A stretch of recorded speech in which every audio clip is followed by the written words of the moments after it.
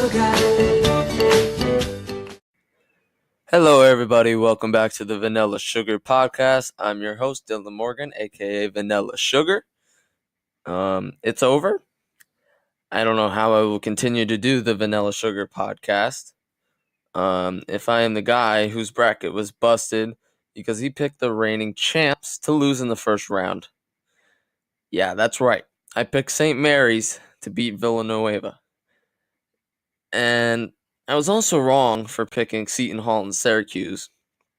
But it's still, I can't live with myself for that decision. Anyways, the thing that sucks is that I had St. Mary's. This sounds stupid saying it out loud. I had St. Mary's and Syracuse both going to the Sweet 16, and they both lost last night in the first round. So I'm losing out on a lot of points on the ESPN Tournament Challenge, to say the least. But at least I didn't have either of those teams to win it all. All right, let's just take that positive away from it. I actually predicted 3 upsets right last night. Not huge upsets, but still upsets. I still picked the lower seed and went with it. I picked Minnesota to win. They did. They beat number 7 Louisville. They are the 10th seed. I picked number 12 Murray State over 5 Marquette. I picked 10 Florida State Gators over 7 Nevada. So a little prideful of that. I swear to God, it was what the Villanueva game started at 7:30ish. So imagine me going throughout the day from 12 to 7:30. I was feeling pretty good. I was like, wow, I picked 3 upsets already, got them right. And then I saw the Villanova game coming. I was like, it hit me that that I picked the wrong team already. Before the game even started, I started thinking, I was like, that was big of a risk there.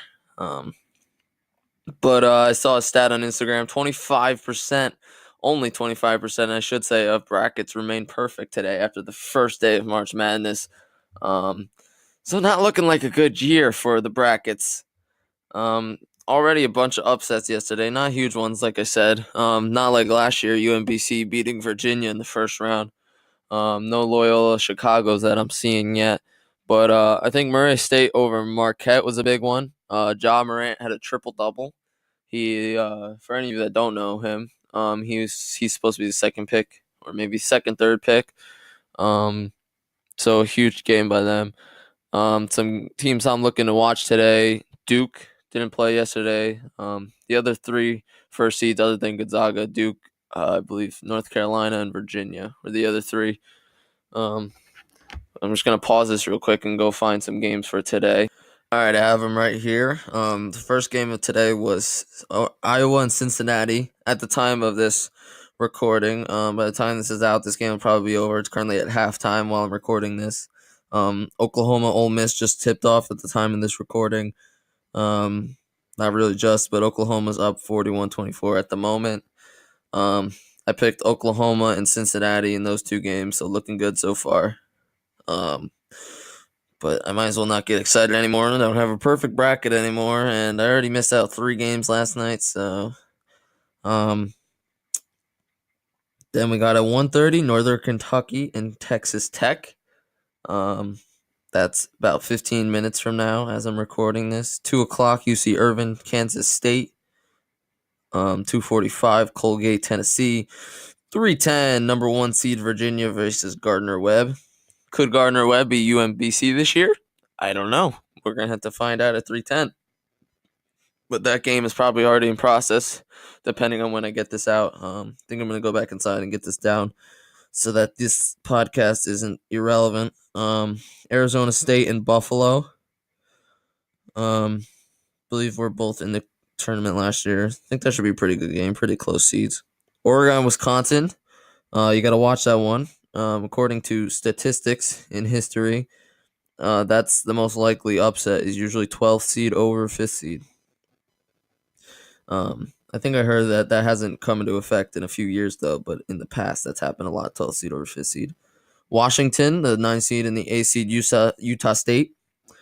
Number 1 seed, Duke, tips off at 7:10 against ND State. North Dakota State, sorry. Houston and Georgia State at 7:20. Liberty, Mississippi State. I picked Liberty to win that. I don't know why, but I did. UNC versus Iona. I picked UNC to win it all, as I've mentioned at least 8 times now. UCF versus VCU. I'm excited for that one. That one's late night, by the way. Um, I don't know if I read the time or channels or whatever, but just watch out. I believe the only channels they're ever on is CBS, TBS, TNT, True TV. That's what all of these are on. So if you have those 4 channels, just flip through them. They actually, on my TV, on my cable provider dish, they have college multi-screen. You can watch all the games at once. I don't really like that. I kind of like having the full screen and just flipping back and forth when one game gets unimportant. The game I'm looking forward to watching is VCU and UCF. I don't even remember who I picked, but I've never been able to watch Taco Fall, and this this guy's been all over my Instagram for so long. Never been able to watch him since high school. Not on TV, not nothing. Just know he's a big guy. Probably could have looked up highlights, but anyways. Ohio State and Iowa State are at 9:50, and St. Louis, Virginia Tech at 9:57. Um,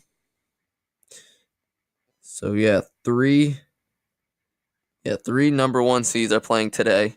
Gonzaga blew out their competition yesterday. But this is what sucks about my tournament. I had Syracuse winning yesterday. They didn't. And then I had them upsetting Gonzaga. So now, when Gonzaga goes and blows out Baylor, it's going to be all off. But then once I go into the Elite Eight, then I had Syracuse losing. But now if Gonzaga makes it to the Elite Eight, that also throws off that whole section.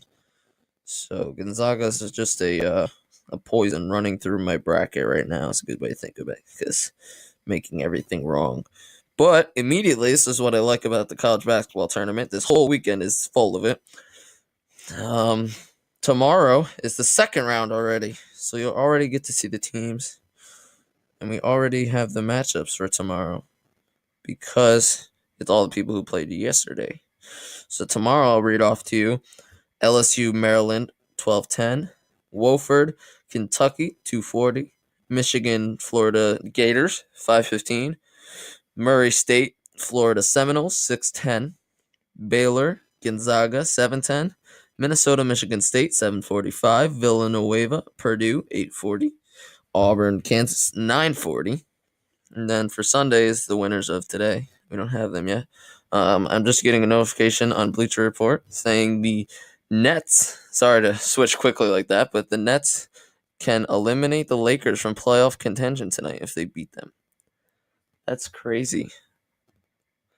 It's a reality that LeBron James will most likely not be in the playoffs. I don't know how many people have actually let that sink in, but that shocks me. Yeah, that's crazy. But I don't think they got the right assembly together. You know, there's a bunch of different things being blamed for the Lakers season. I don't think they should be blamed on one thing. It's the coaching. It's LeBron's defense. It's the pieces they try to put around LeBron, which is the worst selections to put around LeBron, in my opinion. You went and got some of his worst rivals and Shaqtin' a Fool All-Stars. I don't understand how you think you're going to make a championship team out of that. But this offseason is going to be fun to watch the Lakers. So if you're a Lakers fan, I wouldn't be too down. Obviously, you want to make the playoffs the first season you go out and get LeBron. But I think LeBron needs to – not LeBron. The Lakers need to go out and get stars. And then LeBron's got to step down his role a little bit. Don't put so much on himself. And then I think the Lakers would be a little better next season. But nonetheless, they're still heading in the right direction. There's a lot of guys – I know I've heard a lot of this, that the Lakers let go a lot of great players who are great now. They weren't that great with the Lakers. I don't think that messed with the path of the Lakers. They still have one of the best players of all time. Not going to talk about where I rank him as all time, but still one of the greatest players in the league. I don't know if you've seen his offensive stats, but they're still leading any other small forward, including including Kevin Durant, Kawhi Leonard, having a great season still, just not playing with the greatest team. The pieces they added around him, I think, could be to blame. but a bunch of other things as well. I'm not going to blame it on one thing because I can't, because I don't think anyone can. I think it's a bunch of things together.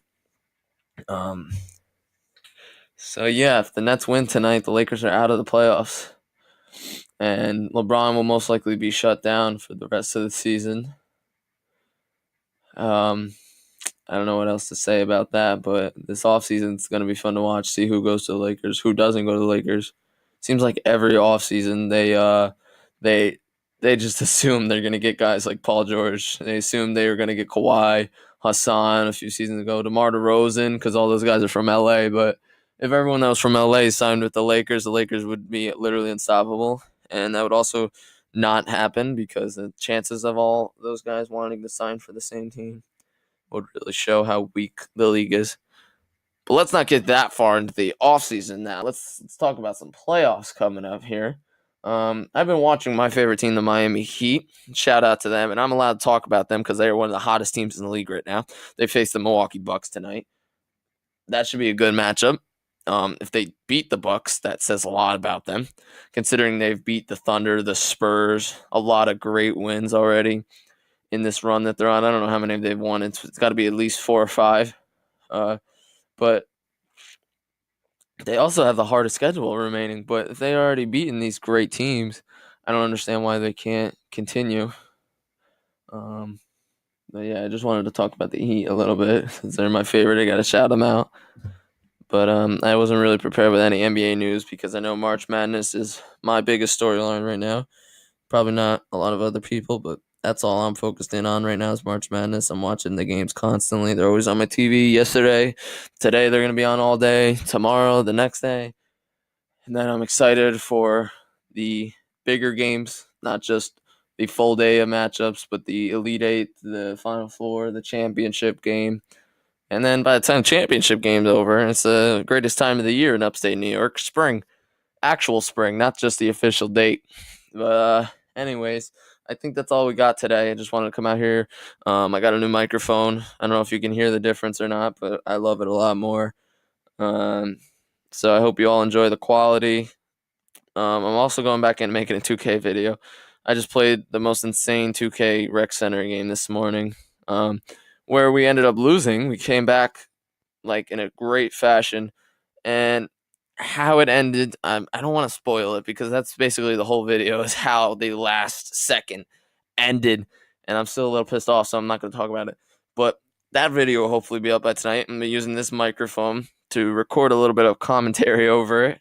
I think that's all I got. I keep rambling on even after saying I'm done. Vanilla Sugar, signing out. It's true